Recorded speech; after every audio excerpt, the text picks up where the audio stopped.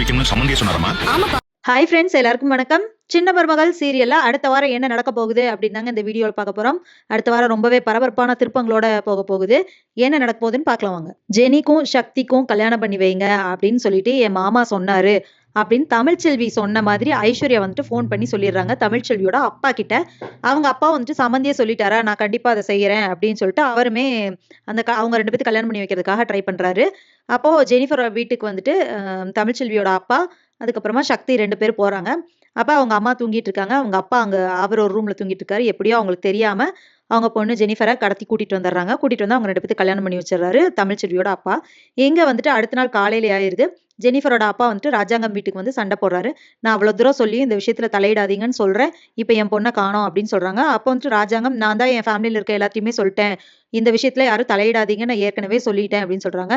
அப்ப என் பொண்ணு எங்க போயிட்டா, என் பொண்ணை காணோம் அப்படின்னு சொல்லி பேசிட்டு இருக்கும்போது தமிழ்ச்செல்வியோட அப்பா வந்துட்டு சக்தியும் ஜெனிஃபருக்கும் கல்யாணம் பண்ணி கூட்டிட்டு வந்து இங்க நிறுத்துறாங்க.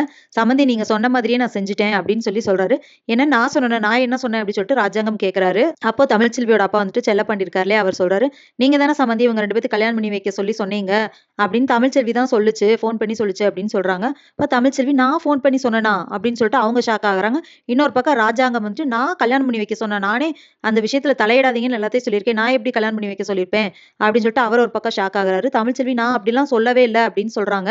இப்ப வீட்டுல இருக்கிற எல்லாருக்குமே பெரிய ஷாக்கு. அப்போ ஜெனிஃபரோட அப்பா வந்துட்டு, நான் அவ்வளவு தூரம் சொல்லியும் இப்படி பண்ணிட்டு இருக்கீங்க நீங்க அப்படின்னு சொல்லிட்டு அவர் ஒரு பக்கம் சண்டை போட்டுட்டு இருக்காரு. என்னடா இது குழப்பம் அப்படின்னு சொல்லிட்டு எல்லாருமே பாக்குறாங்க. அப்ப ராஜாங்கம் வந்துட்டு, நான் சொன்னதை மீறியும் நீ ஃபோன் பண்ணி உங்க அப்பாட்ட சொன்னியாமா அப்படின்னு சொல்லிட்டு தமிழ்ச்செல்விட்டு கேக்குறாங்க. இல்ல மாமா, நான் அப்படிலாம் சொல்லவே இல்லையே, நான் அப்பாவுக்கு ஃபோனே பண்ணலையே அப்படின்னு சொல்றாங்க.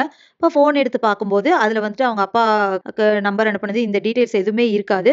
அப்ப நான் ஃபோன் பண்ணலையே அப்படின்னு சொல்லும்போது, ஆனா இதுல இருந்து வந்துச்சு எனக்கு ஃபோனே அப்படின்னு சொல்லிட்டு அவரும் காட்டுறாரு. சோ இதுக்கப்புறம் என்ன நடக்க போகுது அப்படிங்கறத இனி வர்ற வீடியோல ஒன்னொன்னா பார்க்கலாம் ஃப்ரெண்ட்ஸ். அது வரைக்கும் வெயிட் பண்ணுங்க. நன்றி, வணக்கம்.